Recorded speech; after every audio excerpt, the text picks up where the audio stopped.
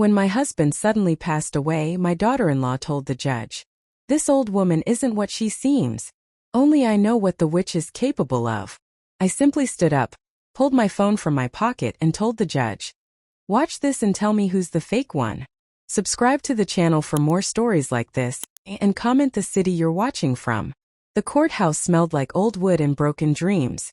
I sat in that hard wooden chair, my hands folded in my lap, trying to keep them from shaking. At 64, I thought I'd seen the worst life could throw at me. I was wrong. "Your Honor," Sophia's voice cut through the air like a knife, "this old woman is not what she seems. Only I know what this shrew is truly capable of." I felt the air leave my lungs. The word shrew hung in the courtroom like poison. Around me, I could hear the shuffling of papers, the uncomfortable clearing of throats. My own daughter-in-law, the woman I'd welcomed into my family 8 years ago, was standing before a judge painting me as some kind of monster. Scott had been dead for only 3 weeks. 3 weeks since I'd held his cold hand in that hospital room and whispered goodbye to the man I'd loved for 37 years. 3 weeks since my world collapsed. And now this. Sophia stood there in her perfect black dress, the one she'd bought specifically for Scott's funeral. I remembered her mentioning the price, $400. Who spends that much on mourning clothes? But she looked the part of the grieving daughter-in-law, her blonde hair pulled back in a somber bun, her makeup applied just heavily enough to suggest she'd been crying.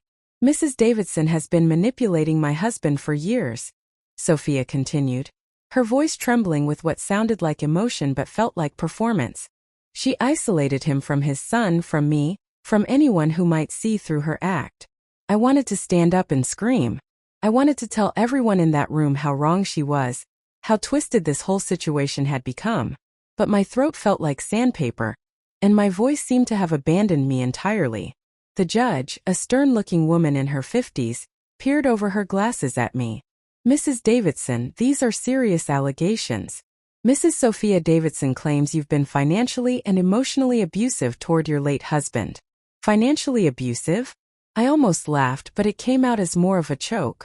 I was the one who'd worked double shifts at the hospital for 30 years while Scott built his construction business. I was the one who'd put him through the rough early years when money was tight and creditors were calling. "She made him change his will," Sophia said, dabbing at her eyes with a tissue. "Just months before he died. She convinced him I was trying to steal from the family business." That part was true, but not the way she was telling it. Scott had changed his will, but only after he'd started noticing things. Money going missing from petty cash.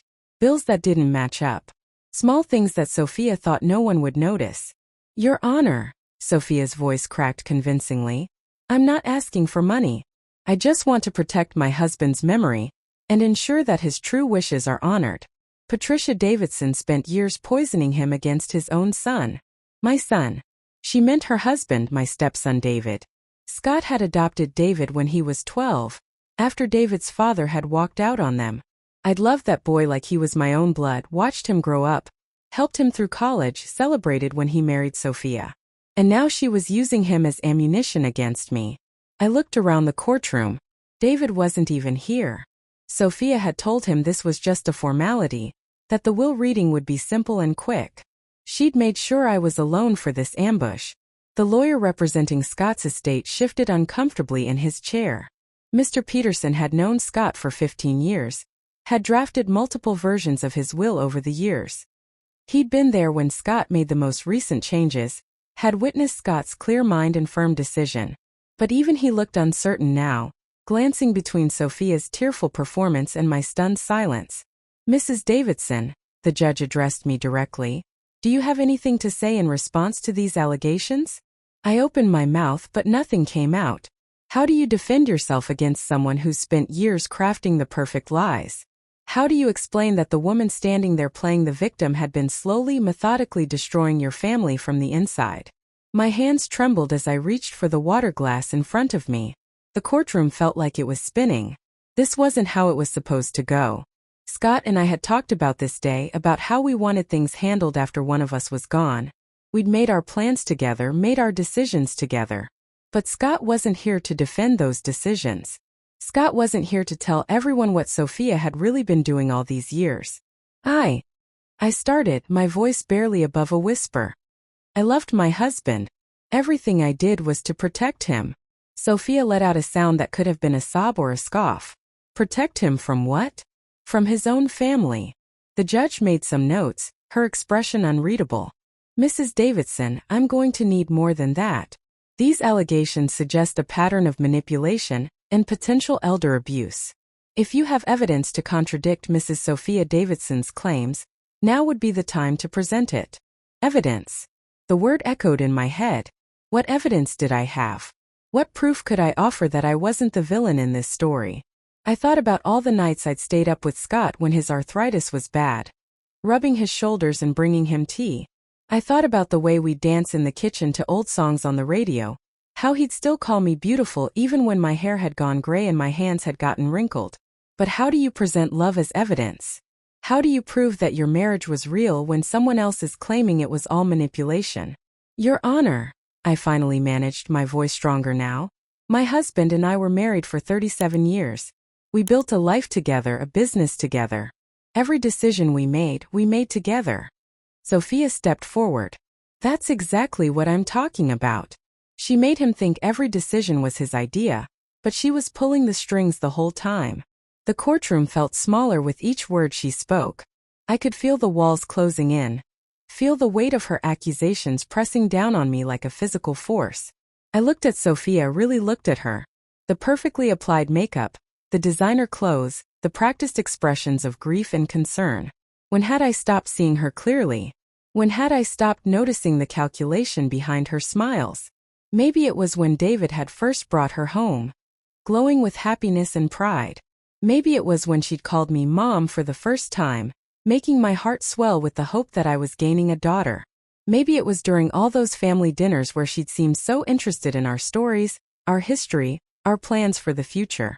I thought she was building connections. Now I realized she'd been gathering intelligence.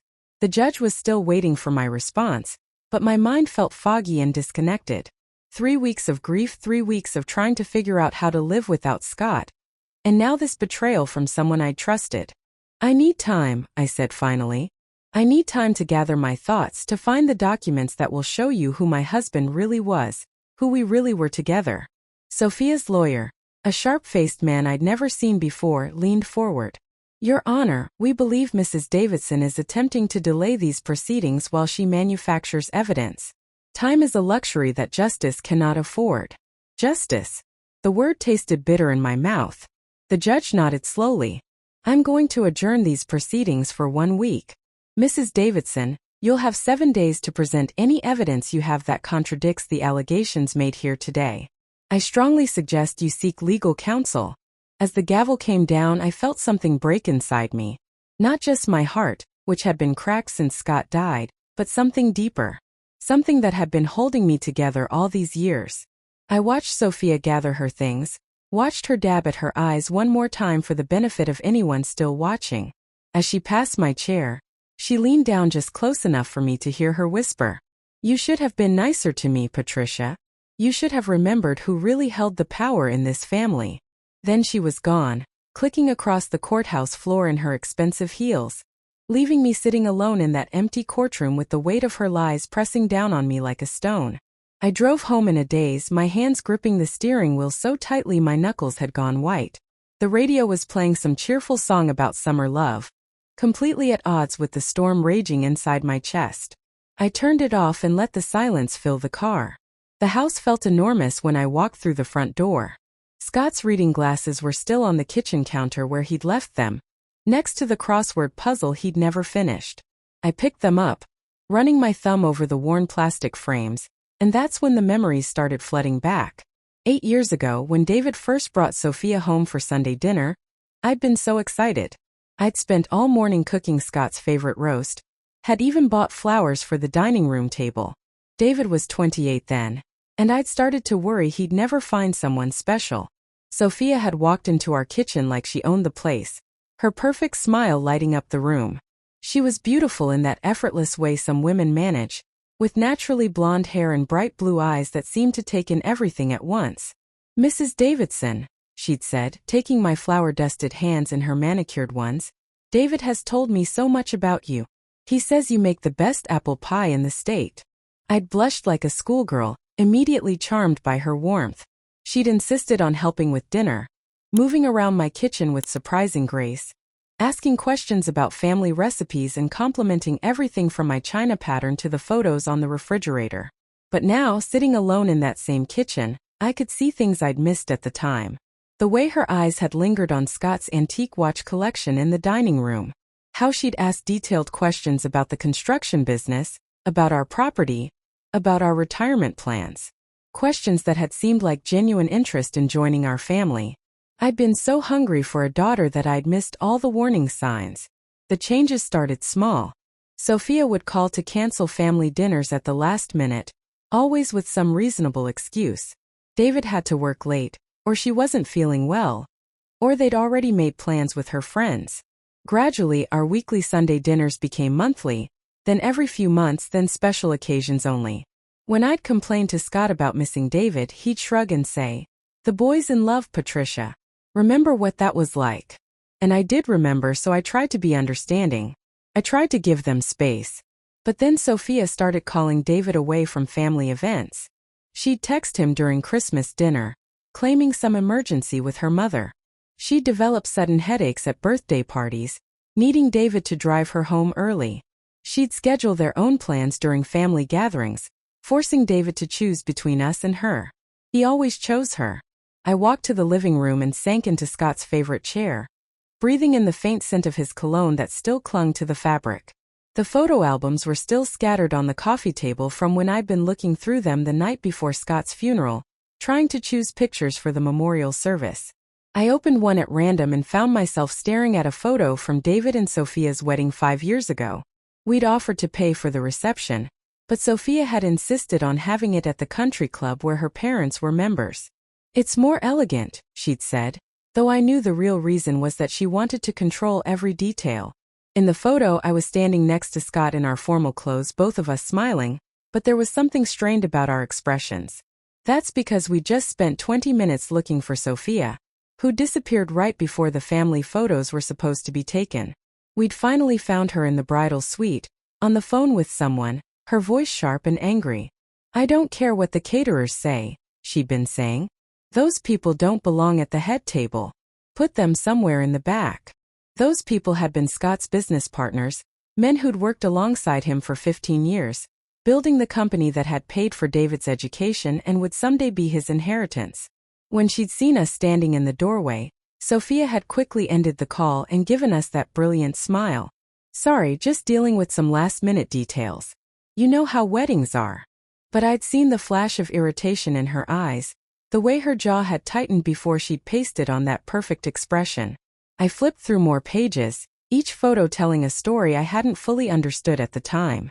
Here was David's 30th birthday party, where Sophia had forgotten to invite Scott's sister and her family.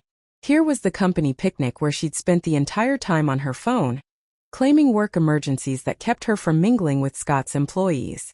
And here was last Christmas, the last one Scott would ever see. Sophia had arrived 3 hours late, explaining that she'd had to stop by her mother's house first. She'd brought gifts for everyone, expensive presents that had made Scott and me feel awkward about our more modest offerings. But I remembered now how she'd checked her phone constantly during dinner, how she'd yawned dramatically whenever Scott started telling one of his work stories, how she'd suggested leaving early because she had an important call to make the next morning. The patterns were all there, laid out in Kodak memories I'd been too blind to see clearly. I closed the album and reached for my phone, scrolling through old text messages. There they were, dozens of them from Sophia over the years. Messages that had seemed friendly and caring at the time, but now read like subtle manipulations. "Hi Mom, Patricia. Just wanted to let you know David's been really stressed about work lately. Maybe give him some space this week. Hope you're doing well. David mentioned you seemed tired last Sunday. Are you sure you're not pushing yourself too hard with all these family dinners? David feels so guilty about not being able to help more with Grandpa Scott's business stuff. Maybe it would be better if Scott handled things on his own for a while." Each message designed to create distance, to plant seeds of doubt, to make me question my own perceptions and needs. The cruelest part was how she'd always framed her manipulation as concern for our family. She wasn't trying to keep David away from us, she was protecting his stress levels. She wasn't dismissing our traditions, she was worried about our health. She wasn't isolating Scott from his son, she was helping David become more independent. I got up and walked to the kitchen window, looking out at the garden Scott and I had planted together 30 years ago. The roses were blooming, their red petals bright against the green leaves. Scott had always said they reminded him of me. Beautiful but tough, able to weather any storm. But had I been tough enough? Had I fought hard enough for my family when I saw it being pulled apart? The truth was I'd been scared. Scared of being seen as the interfering mother-in-law, the clingy stepmother who couldn't let go. Every time I'd wanted to say something about Sophia's behavior, I'd held my tongue, telling myself I was being paranoid or jealous. I'd let her convince me that wanting to see my stepson was selfish. I'd let her make me feel guilty for expecting David to maintain relationships with the people who'd raised him and loved him unconditionally. And Scott, dear Scott, had been so proud of David's marriage, so happy that his son had found someone who seemed to adore him. He'd wanted to believe that Sophia's controlling behavior was just her way of taking care of David, of building their new life together. She's protective, he'd said once, after Sophia had insisted that David couldn't help with a weekend construction project because they'd already made plans to shop for furniture. That's what wives do, Patricia. They protect their husbands. But protection and isolation weren't the same thing, were they? My phone rang, startling me out of my thoughts. David's name appeared on the screen, and for a moment my heart leaped with hope. Maybe he'd heard about what happened in court. Maybe he was calling to tell me he didn't believe Sophia's lies. Hi, David, I answered, trying to keep my voice steady. Patricia. His voice was formal, distant. He never called me Mom anymore, hadn't for years. Sophia told me about today. About the problems with Dad's will. Problems. That's how he was framing his wife's character assassination of me in front of a judge. David, you have to understand, what she said today wasn't true. Your father and I never. Patricia, stop. His voice was tired, like I was a burden he didn't want to carry. I know you and Dad had your issues with Sophia, but this has gone too far. Taking legal action against my wife? Really? My mouth fell open. David, I didn't take legal action against anyone. She's the one who brought lawyers into this. She's the one making accusations. She's protecting Dad's memory, he said, and I could hear Sophia's words coming out of his mouth. She's trying to make sure his real wishes are honored, not whatever you convinced him to put in that will. The betrayal hit me like a physical blow.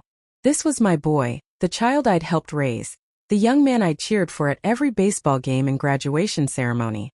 This was the person I'd loved like my own son for over 20 years.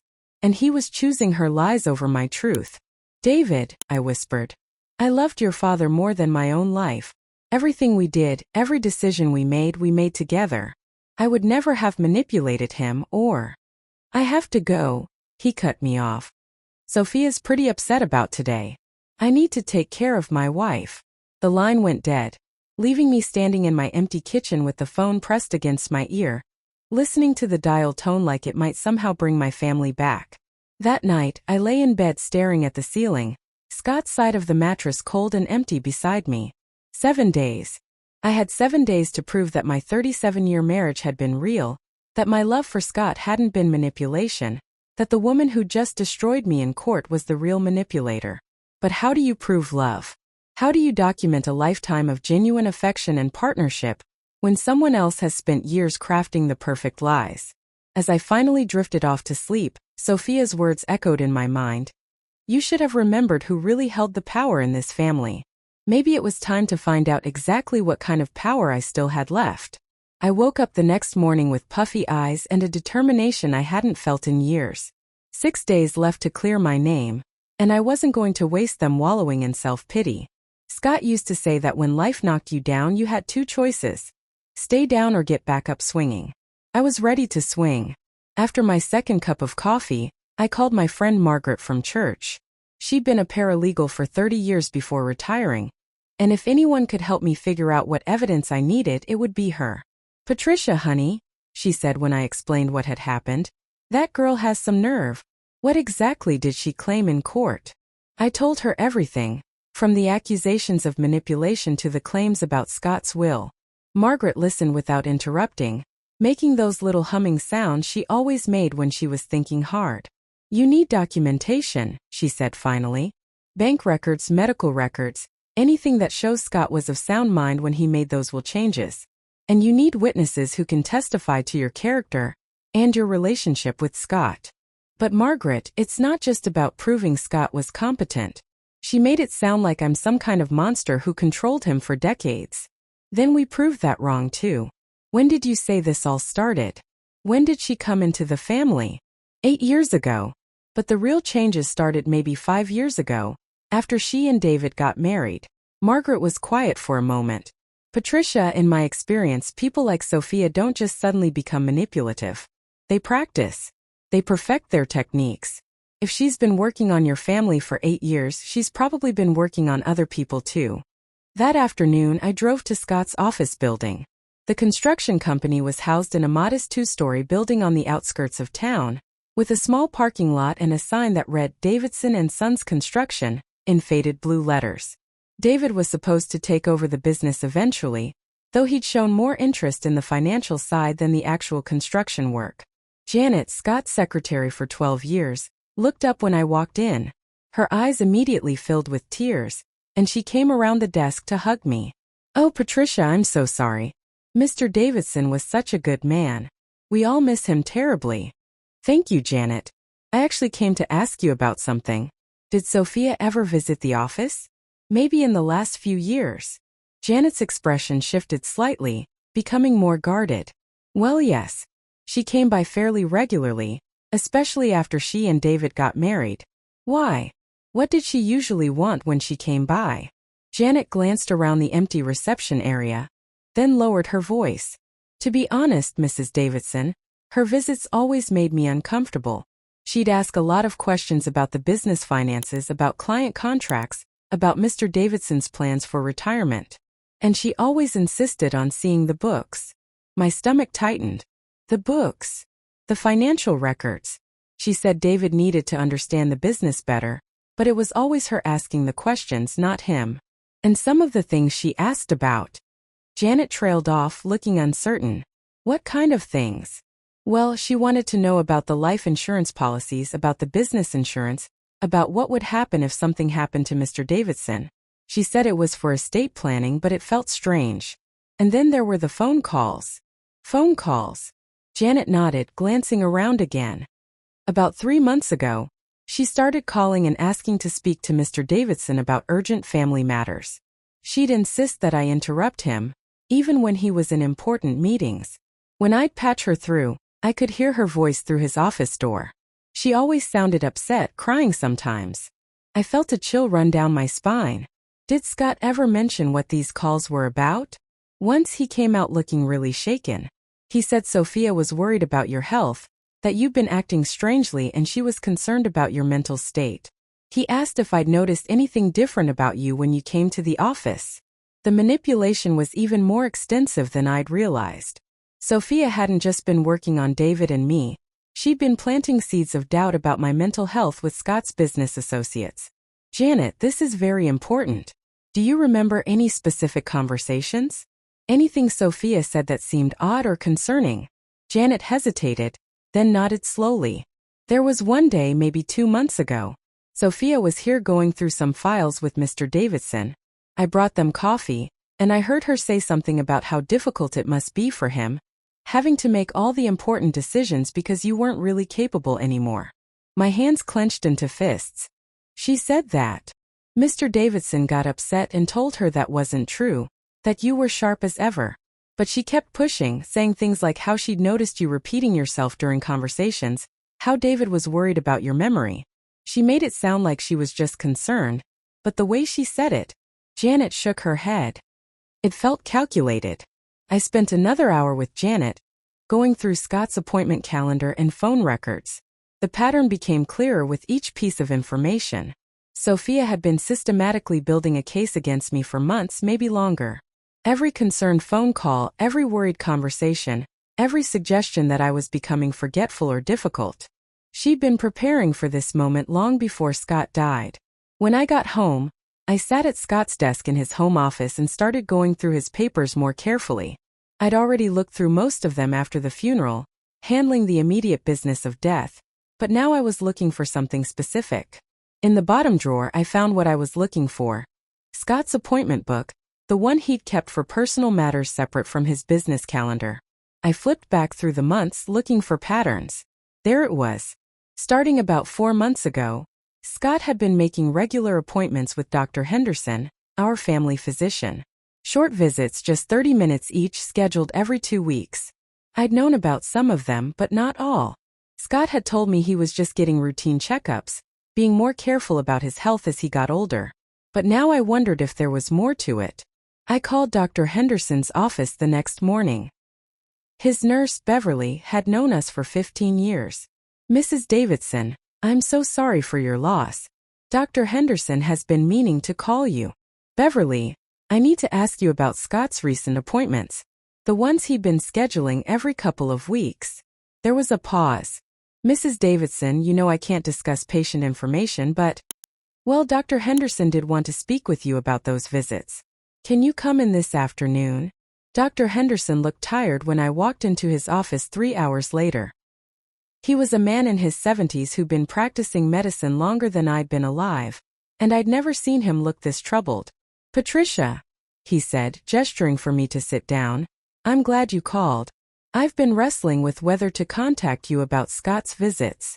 "What kind of visits were they, Dr. Henderson?" He pulled out a thick file and opened it slowly.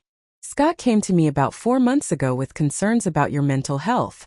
He said family members have been noticing changes in your behavior, memory lapses, mood swings. He wanted to know about early onset dementia, about what signs to watch for."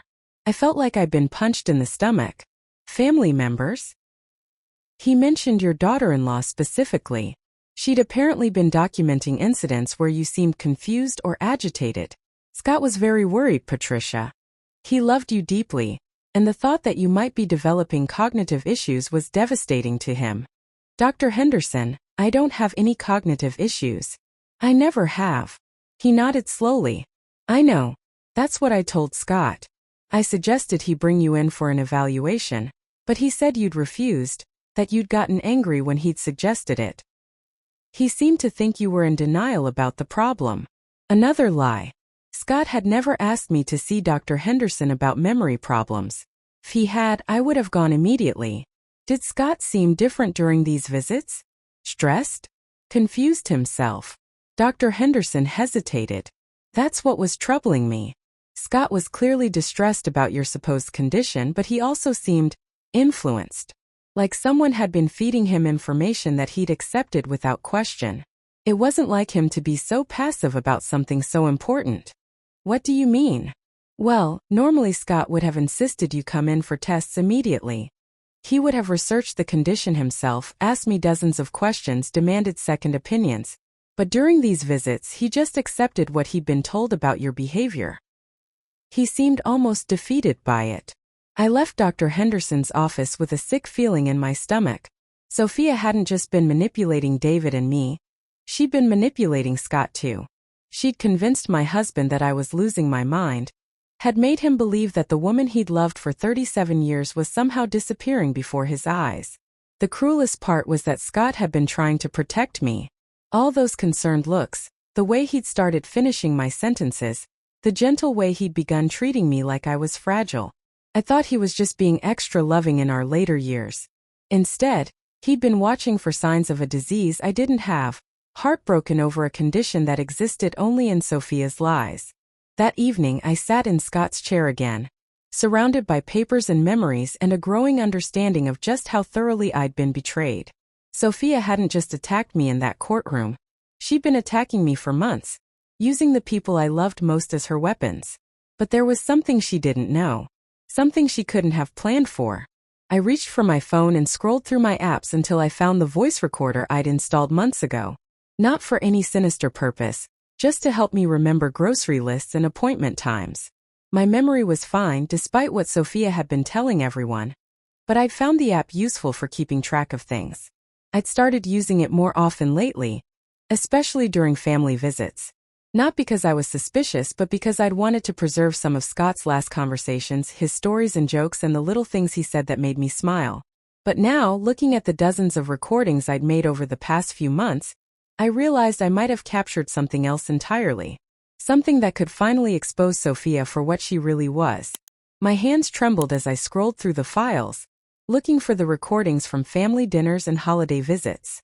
Conversations where Sophia had been present, where she'd been performing her role as the concerned daughter-in-law. I clicked on a file from Easter dinner, just 6 weeks before Scott died. The recording was clear, voices easily identifiable. I could hear Scott asking about David's work, could hear myself offering more ham, could hear the comfortable family chatter that had always filled our dining room. And then I heard Sophia's voice, sweet and concerned. "David, maybe you should help your dad with that serving platter. You know how Patricia's been having trouble with her coordination lately." I'd never had trouble with my coordination. I'd been serving dinner in that same dining room for 20 years without dropping so much as a dinner roll. But on the recording I could hear Scott's voice changing, becoming protective. "Here, honey. Let me get that for you." I fast-forwarded through more recordings, finding conversation after conversation where Sophia had planted little seeds of doubt about my capabilities, my memory, my mental state. Always subtle, always framed as loving concern, but constant and deliberate. And in every recording, I could hear Scott becoming more protective, more worried, more convinced that something was wrong with his wife. But there was something else in those recordings too. Something Sophia didn't know I'd captured. Something that would change everything. I found the file I was looking for, dated just 2 weeks before Scott's death. A family dinner where Sophia thought I was in the kitchen cleaning up, where she thought no one was recording, where she thought she could speak freely. As I hit play, Sophia's voice filled the quiet house, and for the first time in days I smiled. She had no idea what was coming. I sat in Scott's chair until nearly midnight, listening to recording after recording, my notebook filling with timestamps and direct quotes. What I discovered made my blood run cold. The Easter dinner recording was just the beginning. I found conversation after conversation where Sophia had systematically undermined me, always when she thought I couldn't hear, always framed as concern for my well-being. But the recording from 2 weeks before Scott's death was the most damning. It was from a Sunday when David had come for dinner alone. Sophia had called at the last minute, claiming she had a migraine, but she'd shown up an hour later, saying she felt better and wanted to surprise us. I'd been in the kitchen loading the dishwasher when I heard voices from the living room. My phone had been on the coffee table, still recording from when I'd been trying to capture one of Scott's stories about his construction days. I'd forgotten it was running. On the recording I could hear Sophia's voice clearly. "David, I'm really worried about your father. He's not thinking clearly about Patricia anymore." "What do you mean?" David's voice sounded tired. "I mean, he can't see how much she's changed.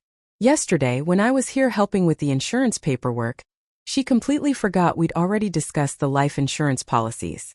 She asked the same questions 3 times. My pen stopped moving. I'd never discussed life insurance policies with Sophia. Ever. And she'd never been to the house to help with insurance paperwork. David's voice on the recording. "Maybe she was just distracted. Dad's been sick, and you know how she worries." "It's more than that," Sophia continued. "She's been hiding things from him. Important things. I found bills she hadn't paid, medication she'd forgotten to give him. Your father doesn't want to admit it, but she's becoming a danger to him. Bills I hadn't paid? Medications I'd forgotten?" Every word was a lie, but spoken with such conviction that even I might have believed her if I didn't know better. But then Scott's voice joined the conversation, and my heart broke all over again. "Maybe we should consider getting some help," he said quietly. "A home health aide or something. I don't want Patricia to feel like I don't trust her, but if she's struggling." "Dad, you can't keep protecting her from reality," Sophia said, her voice soft and sympathetic. "I know you love her, but love means getting her the help she needs, even if she doesn't want it." I could hear the manipulation in every word. The way she was using Scott's love for me against both of us. Making him feel like caring for me meant acknowledging that I was incompetent. The recording continued, and what I heard next made me gasp out loud. "I've been doing some research," Sophia said, "about memory care facilities. just in case things get worse. There's a really nice place about an hour away that specializes in early-stage dementia. The waiting list is long, but I could make some calls. Memory care facilities. She'd been researching memory care facilities for me while I was perfectly healthy, while I was sitting in the next room cleaning up after a family dinner. David's voice. Sophia, that seems premature. Dad's not ready to make that kind of decision. I know, but we need to think ahead. And honestly, David, I'm not sure your father can make objective decisions about Patricia anymore. He's too emotionally involved. The cruelest part was how reasonable she sounded, how caring and practical. If I didn't know it was all lies, I might have thought she really was just a concerned daughter-in-law trying to help her husband's family navigate a difficult situation. But I kept listening, and what came next was even worse. There's something else, Sophia said, her voice dropping to almost a whisper. The will. What about it? Your father changed it 3 months ago. Patricia convinced him to do it when she was having one of her confused episodes. She told him I was trying to steal money from the business, that I was manipulating you against the family. My hands clenched around my pen. Scott had changed the will, but not because I'd convinced him during a confused episode. He'd changed it because he discovered that Sophia had been taking money from the petty cash account, small amounts that she thought no one would notice. That doesn't sound like Patricia, David said, and for a moment I felt a surge of hope that my stepson still knew who I really was. That's exactly my point, Sophia replied smoothly. The old Patricia never would have said those things about me.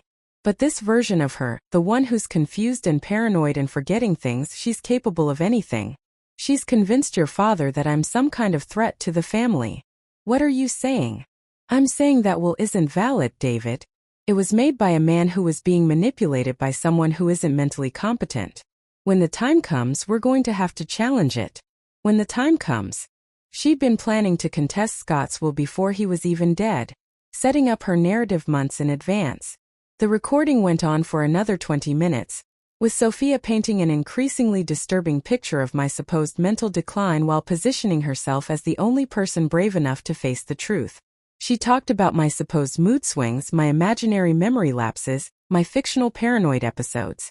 Every lie was delivered with perfect sincerity.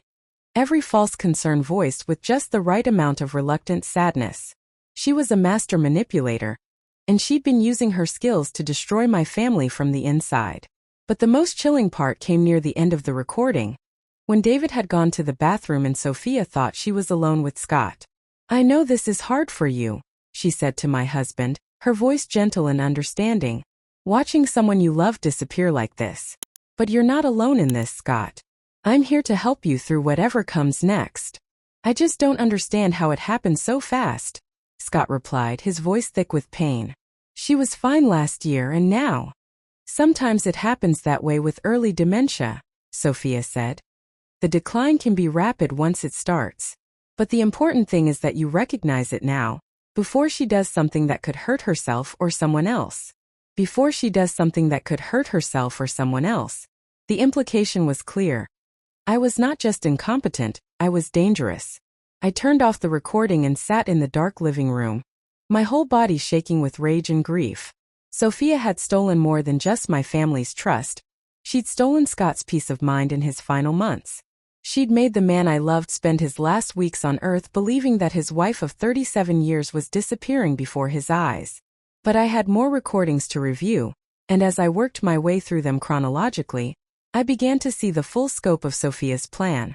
3 months before Scott's death, the recordings captured her first hints about my supposed memory problems. 2 months before, she was suggesting that Scott needed to start making important decisions without consulting me. 1 month before, she was talking about power of attorney and medical decisions. She'd been building a case for my incompetence step by step, conversation by conversation, lie by lie. But there was one recording that changed everything. One conversation that would expose not just her manipulation, but her true motives. It was from 3 weeks before Scott died, during a family dinner where I'd excused myself early with a headache. I'd left my phone on the dining room sideboard, still recording from when I'd been trying to capture some of Scott's old work stories for posterity. The conversation started innocently enough, with Sophia asking Scott about his retirement plans. But then it took a darker turn. Have you thought about what you want to happen to the business? Sophia asked. I mean, if something were to happen to you? Well, David will inherit it eventually, Scott replied. Patricia and I talked about it years ago. She's not interested in running a construction company. But what if Patricia's not capable of making those kinds of decisions anymore? What if her condition gets worse? There was a long pause. Then Scott said, I've been thinking about that. Maybe I should update the power of attorney paperwork, make sure David can step in if needed. That's smart, Sophia said. And it might be worth thinking about the life insurance too. If Patricia's medical expenses start mounting up, you'll want to make sure there's enough money set aside. Life insurance. She was talking about Scott's life insurance while he was sitting at his own dinner table, very much alive. The policy's pretty substantial, Scott said. $2 million. Patricia will be comfortable if anything happens to me. $2 million, Sophia repeated, and I could hear something different in her voice. Something hungry. That's good. That's really good. Especially given Patricia's situation. What do you mean? Well, if her condition progresses, she might need specialized care. Memory care facilities are expensive, Scott. Really expensive. That insurance money might not last as long as you think. I felt sick listening to this conversation.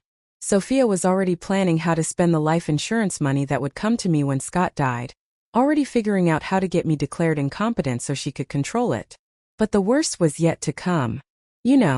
Sophia continued, her voice casual, I've been thinking it might be good for David and me to be more involved in the family finances. Just so we understand everything, in case we need to help Patricia manage things later. I don't know, Sophia. Patricia's always been good with money. I know she used to be. But given how she's been lately, maybe it would be safer to have some backup plans in place. She was pushing Scott to give her access to our financial accounts. Not for David, for herself. Using my supposed incompetence as the excuse to get her hands on our money.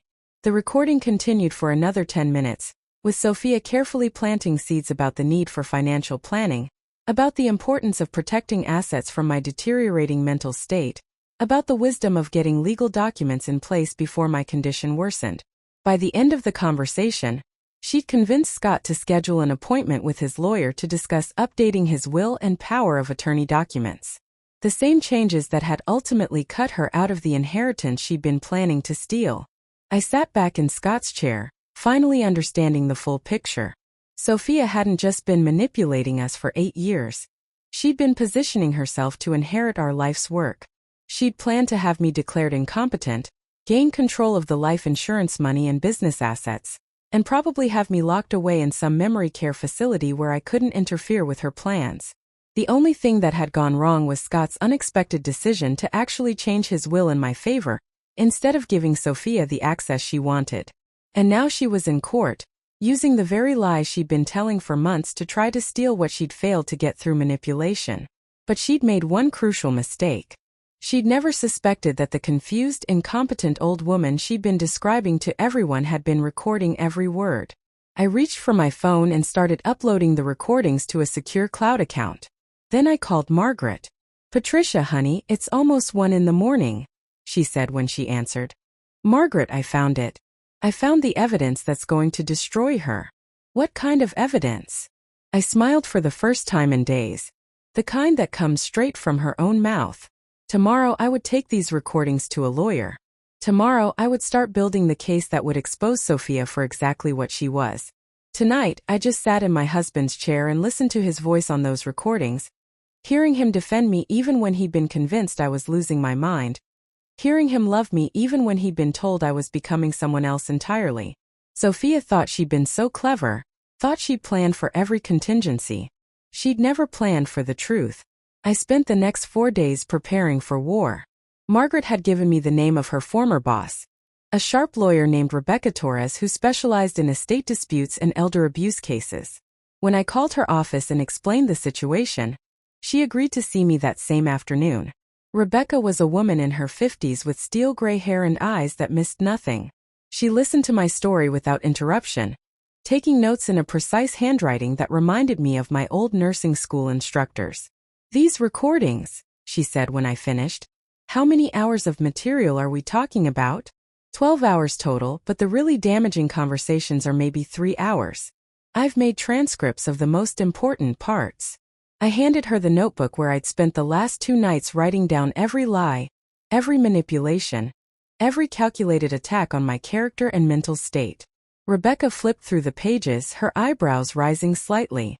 Mrs. Davidson, what your daughter-in-law has done goes beyond simple manipulation. This is systematic psychological abuse designed to isolate you and gain control of your assets. In some states, this could constitute elder abuse with criminal penalties. The words hit me like a physical blow. Elder abuse. I'd been thinking of Sophia's behavior as cruel and manipulative, but I hadn't thought of myself as an abuse victim. The recordings are legal, Rebecca continued. You were in your own home, capturing conversations you were part of. And the content is devastating. She essentially confesses to lying about your mental state, planning to have you declared incompetent, and scheming to gain control of your assets. What happens now? Now we prepare a response that will blow her case out of the water. I'm going to need copies of all the recordings, your medical records from Dr. Henderson, bank statements showing your financial competence, and character witnesses who can testify to your mental acuity. Over the next 3 days, I gathered everything Rebecca had requested. Dr. Henderson provided a written statement confirming that I'd never shown any signs of cognitive decline, and that Scott's concerns had been based on false information. My bank statements showed careful financial management with no signs of confusion or poor judgment. But it was the character witnesses that really drove home how thoroughly Sophia had isolated me. When I started calling people who could testify on my behalf, I realized how many relationships she'd quietly damaged over the years. Patricia, of course I'll testify for you, said my longtime neighbor Mrs. Chun. But I have to ask, why haven't we seen you around much lately? We were starting to worry. What do you mean?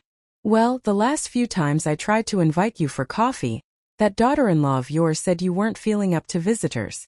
She said you were having some health issues that made socializing difficult. Another lie. Another way Sophia had cut me off from my support network while making it seem like she was protecting me. I called my book club, my church group, even my former colleagues from the hospital. The same story everywhere.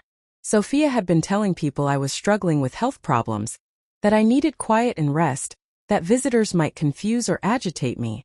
She'd convinced everyone that staying away from me was an act of kindness. The isolation was deliberate, Rebecca explained when I told her what I'd discovered. Classic abuser behavior. Cut off the victim's support network so they have no one to turn to when the abuse escalates. But not everyone had been fooled. Janet from Scott's office agreed to testify about Sophia's suspicious questions and her attempts to plant doubt about my mental state. Margaret provided a detailed statement about my involvement in church activities and my obvious competence in managing complex volunteer projects.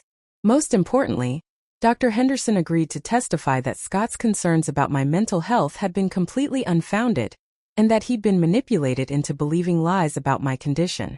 We have enough to discredit her completely, Rebecca said on Friday afternoon, the day before we were due back in court.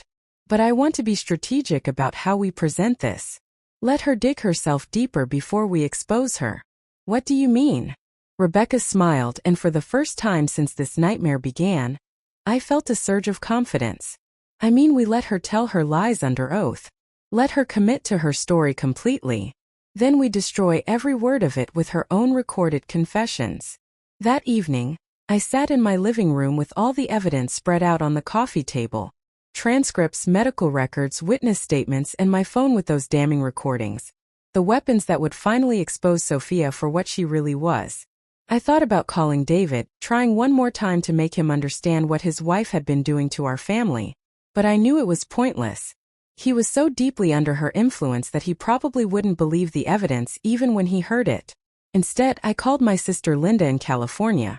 We'd grown apart over the years, partly because of distance but mostly because Sophia had subtly discouraged our relationship, making excuses for why I couldn't visit or why phone calls had to be cut short. Patricia. Linda's voice was warm with surprise. I was just thinking about you. How are you holding up after Scott's passing? Linda, I need to tell you something about what's been happening here. I told her everything. The court hearing, the accusations, the recordings, the systematic manipulation I'd uncovered. Linda listened in growing horror. My God, Patricia.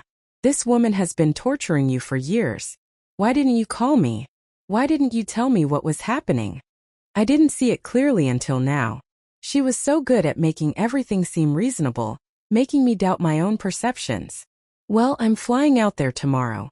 You shouldn't have to face this alone. Linda, you don't have to. Yes, I do. This is what family is for, Patricia. Real family. After I hung up, I felt something I hadn't experienced in years. The sense that I wasn't completely alone. That there were people who cared about me without expecting anything in return. People who saw my worth without needing to be convinced of it. I spent my last evening before the hearing going through photo albums, not looking for evidence this time, but remembering who I really was. The young nurse who'd worked her way through college. The woman who'd fallen in love with a kind construction worker and built a life with him. The stepmother who'd loved David like her own child. Even when that love wasn't returned. Every word was delivered with perfect sincerity, every lie told with the conviction of absolute truth. She was masterful at it, I had to admit. If I didn't know better, I might have believed her myself. And you tried to help Mrs. Davidson get treatment for her condition? Rebecca asked. I suggested it many times, but she refused. She became very aggressive whenever anyone questioned her behavior. It was like she knew something was wrong but was determined to hide it. I see. And during this period, did you have many private conversations with your father-in-law about Mrs. Davidson's condition? Yes, unfortunately. Scott was in denial at first, but eventually he started to see the signs too. What kind of conversations did you have? We talked about getting Patricia professional help, about the safety concerns, about what would happen if her condition got worse. Rebecca paused, letting Sophia's words hang in the air. Mrs. Davidson, you're under oath. Are you testifying that these conversations actually took place? Of course they took place. Why would I lie about something so serious? And you stand by your testimony that my client was confused, paranoid, and mentally unstable during these conversations you claim to have witnessed? Absolutely. It was obvious to anyone who was paying attention. Rebecca walked back to our table and picked up her laptop. Your Honor, I'd like to present evidence that will demonstrate the true nature of Mrs. Sophia Davidson's relationship with my client and her deceased husband. She connected the laptop to the courtroom's audio system, and my heart started pounding. This was it. The moment when Sophia's carefully constructed lies would come crashing down around her. This is a recording made by my client in her own home on April 15th of this year, approximately 2 weeks before her husband's death. Mrs. Sophia Davidson was unaware she was being recorded. Rebecca hit play and suddenly Sophia's voice filled the courtroom, clear and unmistakable. David, I'm really worried about your father. He's not thinking clearly about Patricia anymore. I watched Sophia's face go white as her own words played back to her. Her lawyer started to object, but the judge held up a hand. I want to hear this, Judge Morrison said. The recording continued, capturing Sophia's lies about forgotten medications and unpaid bills, her suggestions about memory care facilities, her calculated manipulation of Scott's love for me, every false claim about my mental state, every scheme to gain control of our assets, every cruel lie designed to convince my husband that I was disappearing before his eyes. The courtroom was dead silent except for Sophia's recorded voice confessing to years of systematic manipulation. She's convinced your father that I'm some kind of threat to the family, her voice said through the speakers. When the time comes, we're going to have to challenge it. When the recording ended, the silence in the courtroom was deafening. I looked at Sophia, who was gripping the witness stand so tightly her knuckles had gone white. Her perfect composure had cracked, revealing something cold and desperate underneath. Mrs. Davidson, Rebecca said quietly, do you recognize your voice in that recording? Sophia's mouth moved but no sound came out. Let me play another one, Rebecca continued. This is from 3 weeks before Scott Davidson's death. The second recording began, capturing Sophia's conversation with Scott about life insurance and financial planning, her hunger when she learned about the $2 million policy, her schemes to gain access to our accounts. $2 million, her recorded voice said. That's good. That's really good. Especially given Patricia's situation. I saw David's face in the gallery, saw the moment when understanding finally broke through his wife's manipulation. He looked like a man waking up from a long nightmare, seeing clearly for the first time in years. By the time Rebecca finished playing the third recording, Sophia looked like she was about to be sick. Her lawyer was frantically whispering in her ear, probably telling her to invoke the Fifth Amendment, but it was too late. She'd already testified under oath that all those conversations had really happened, that I really was confused and manipulative. Now everyone in that courtroom had heard her own voice proving that every word had been a lie. "Your Honor," Rebecca said, "these recordings demonstrate that Mrs. Sophia Davidson has been engaged in a systematic campaign of psychological abuse against my client. She isolated Mrs. Davidson from her support network, convinced her husband that she was mentally incompetent, and planned to have her declared unfit so she could gain control of substantial assets." The judge looked at Sophia with undisguised disgust. "Mrs. Davidson, do you have any explanation for what we've just heard?" Sophia's voice was barely a whisper. Those recordings are taken out of context. I was just concerned about Patricia's well-being." "Which well-being concerns?" Rebecca asked. "The ones you just testified under oath were real, or the ones we just heard you admit were fabricated?" Sophia's lawyer finally found his voice. "Your Honor, I need to confer with my client." "I think we've heard enough," Judge Morrison said, her tone icy. "Mrs. Sophia Davidson, you have perjured yourself in my courtroom. You have made false accusations against a grieving widow, and you have attempted to steal assets through fraud and manipulation." She turned to me. "Mrs. Patricia Davidson, I apologize for what you've endured. The will stands as written. Additionally, I'm referring this matter to the District Attorney's Office for possible criminal charges." The gavel came down with a sound like thunder. I sat there for a moment, hardly believing it was over. Then Linda was hugging me, and Rebecca was shaking my hand, and I could hear Sophia crying behind me as her lawyer tried to explain the legal consequences she was now facing. But the moment that mattered most came when I walked out of that courtroom. David was waiting in the hallway, his face streaked with tears. "Patricia," he said, his voice breaking, "I'm so sorry. I had no idea what she was doing to you, to Dad. All these years I thought." I looked at him, this young man I'd loved like my own son, who'd been as much a victim of Sophia's manipulation as I had been. The anger I'd carried for weeks started to dissolve, replaced by something closer to pity. "I know you didn't know," I said quietly. "She was very good at what she did. Can you forgive me?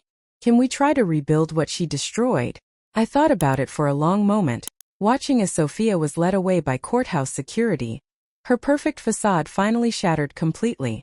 "We can try," I said finally, "but it will take time." 6 months later, I was sitting in my garden, watching the roses Scott and I had planted bloom in the morning sun. David had been coming by every Sunday, slowly rebuilding the relationship his wife had poisoned. Sophia was facing multiple felony charges and had lost everything in the divorce proceedings. But the real victory wasn't legal or financial. It was the peace I felt sitting in my own home, surrounded by people who loved me genuinely, no longer questioning my own worth or sanity. I'd learned something important during those dark weeks. Sometimes the greatest strength isn't in fighting back immediately, but in gathering the truth patiently and presenting it when the time is right. Sophia had thought she was destroying a confused old woman who couldn't defend herself. Instead, she'd awakened a fighter who'd been quiet too long. And in the end, her own words had been the weapon that brought her down.